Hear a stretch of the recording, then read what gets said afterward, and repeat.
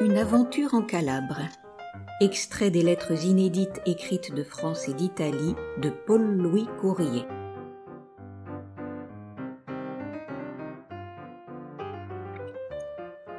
Pendant la période révolutionnaire et napoléonienne, des troupes françaises occupent l'Italie, en particulier sa région sud, la Calabre. 2 officiers français, dont l'un joue au jeune homme très riche, sont hébergés dans une maison aux murs couverts de fusils, pistolets, sabres, et dont les hôtes ont une mine qui n'inspire guère confiance. Le souper fini, on nous laisse. Nos hôtes couchaient en bas, nous dans la chambre haute où nous avions mangé. Une soupente élevée de 7 à 8 pieds, où l'on montait par une échelle, c'était là le coucher qui nous attendait. Espèce de nid dans lequel on s'introduisait en rampant sous les solives chargées de provisions pour toute l'année.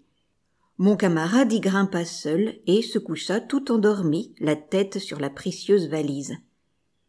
Moi, déterminé à veiller, je fis un bon feu et m'assis auprès. La nuit s'était déjà passée presque entière assez tranquillement, et je commençais à me rassurer, quand, sur l'heure où il me semblait que le jour ne pouvait être loin, j'entendis au-dessous de moi notre hôte et sa femme parler et se disputer. Et, prêtant l'oreille par la cheminée qui communiquait avec elle du bas, je distinguai parfaitement ses propres mots du mari. « Eh bien, enfin, voyons, faut-il les tuer tous les 2 ?» À quoi la femme répondit « Oui !» Et je n'entendis plus rien. Que vous dirais-je ? Je restais respirant à peine, tout mon corps froid comme un marbre. À me voir, vous n'eussiez su si j'étais mort ou vivant. Dieu, quand j'y pense encore, nous 2 presque sans armes, contre eux 11 ou 15 qui en avaient tant, et mon camarade mort de sommeil et de fatigue. L'appeler, faire du bruit ? Je n'osais. M'échapper tout seul ? Je ne pouvais. La fenêtre n'était guère haute, mais en bas 2 gros dogues hurlant comme des loups. En quelle peine je me trouvais, imaginez-le, si vous pouvez.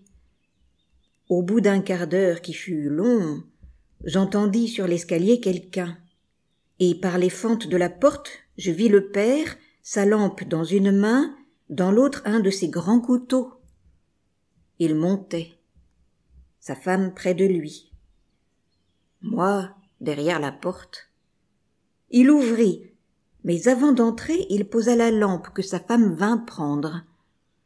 Puis, il entre pieds nus, et elle, de dehors, lui disait à voix basse, masquant avec ses doigts le trop de lumière de la lampe, « Doucement, va doucement !» Quand il fut à l'échelle, il monte, son couteau dans les dents, et venu à la hauteur du lit, ce pauvre jeune homme étendu, offrant sa gorge découverte, d'une main, il prend le couteau, et de l'autre, ah, cousine, il saisit un jambon qui pendait au plancher, en coupe une tranche, et se retire comme il était venu. La porte se referme, la lampe s'en va, et je reste seule à mes réflexions. Dès que le jour parut, toute la famille, à grand bruit, vint nous éveiller, comme nous l'avions recommandé. On apporte à manger. On sert un déjeuner fort propre, fort bon, je vous assure. 2 chapons en faisaient partie, dont il fallait, dit notre hôtesse, emporter l'un et manger l'autre. En les voyant, je compris enfin le sens de ces terribles mots. Faut-il les tuer tous les 2 ? Et je vous crois, cousine, assez de pénétration pour deviner à présent ce que cela signifiait.